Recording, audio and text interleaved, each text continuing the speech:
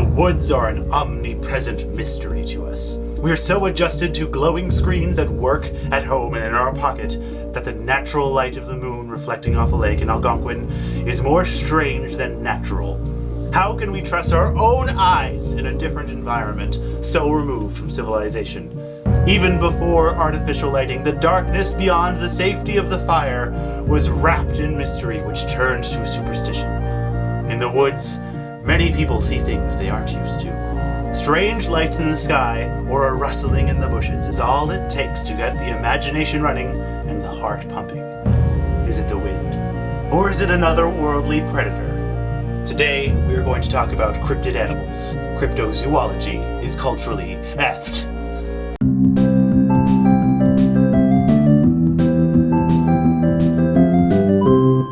Most of our stories dwell in the past. The things people have done, people have said or witnessed, then passed down through generations by word of mouth. Through this cross-generational game of telephone, we get these stories twisted into myths and legends that persist to this day. Cryptozoology is the pseudoscientific study of modern mythical animals. The scientific-sounding name is based in no real science, but is an umbrella term for the word of mouth and anecdotal stories to come under, giving a category for the fox molders of the world. The quintessential cryptid that everyone is familiar with is the big, fluffy, furry Bigfoot, or Sasquatch in North America, Yeti in Nepal, Almas in Mongolia, Deloitte's ape in South Africa, Amamongo in the Philippines, Barramanu in Pakistan, Batatan in Vietnam, Chichunya in Siberia, Amphir Liathmore in Scotland, Hibagon in Japan, and Yowie in Australia. These all share common story elements: a great, very tall, hairy ape-like being seen in forested regions, sometimes described as having soul-piercing eyes or a bone-shaking, haunting howl. When Homo sapiens stumbled out of Africa into the unknown, it was not into an uninhabited world. Neanderthals had occupied Europe and Asia for almost 100,000 years quite successfully.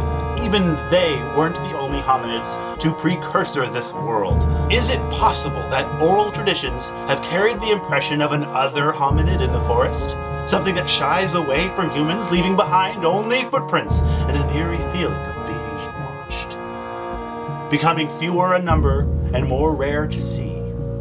Probably not, but it's fun to consider.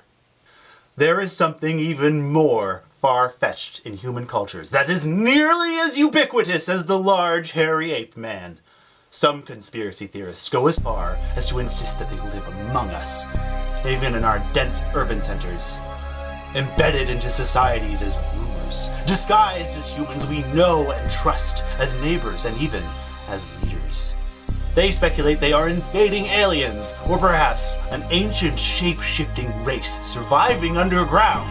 All around the world, there are stories of the lizard people. Cue theremin music. Reptilian infiltrators is a very new conspiracy, based on the popularization of UFO abductions after 1947, and may have roots in pulp science fiction from even earlier, including Weird Tales magazine and H.P. Lovecraft stories. Lizard beings have a surprising amount of sightings from around the world, and sometimes are found embedded into the ancient myths of cultures. Loveland, Ohio, there are stories of frogmen that cycle through passed down stories. The most recent sightings in 1955 and 1972, though the stories may go back generations.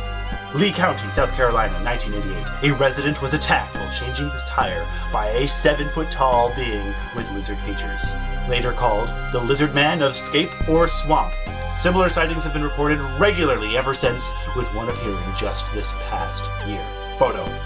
1972. 2 teens claimed to have witnessed a lizard man emerging from Thetis Lake in Victoria, British Columbia, stating its resemblance to the creature from the Black Lagoon. In Japanese folklore, the kappa is a bipedal river-dwelling reptile, known for drowning children and animals with their great strength.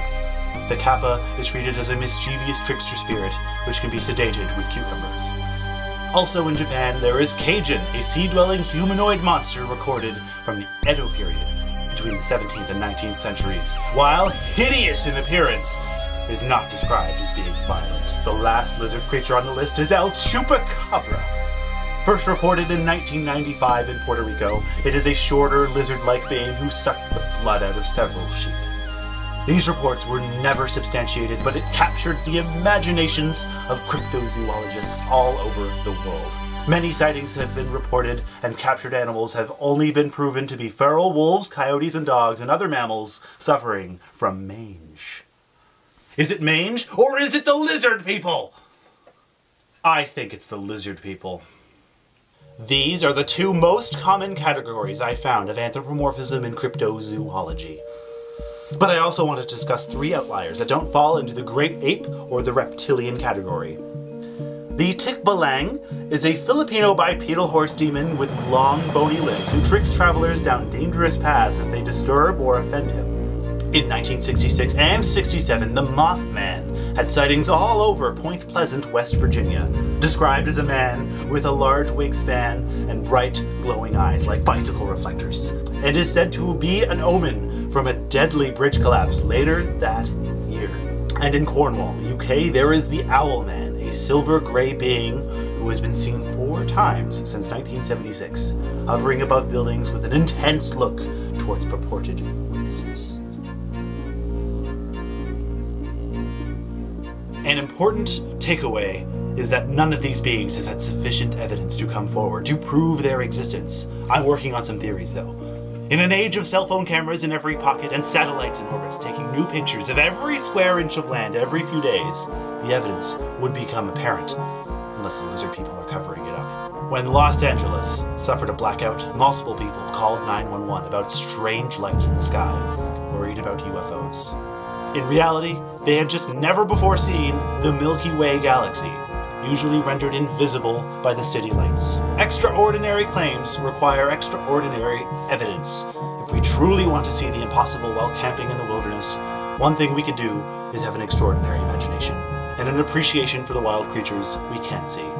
I have been your host, Dark A, and thank you for watching. The truth is out there. Culturally After this week was brought to you by these fluffy people. If you like what we do here, please check out our Patreon page at patreon.com/culturallyeft and consider becoming a regular patron. You'll get early access to videos and a bunch of other cool perks, as well as access to our series all about furry and sexuality called Culturally Eft After Dark. If you have an idea for a future episode, you should tweet at us at culturally_eft or leave a message on one of our other many walls across the internet. And thanks for watching.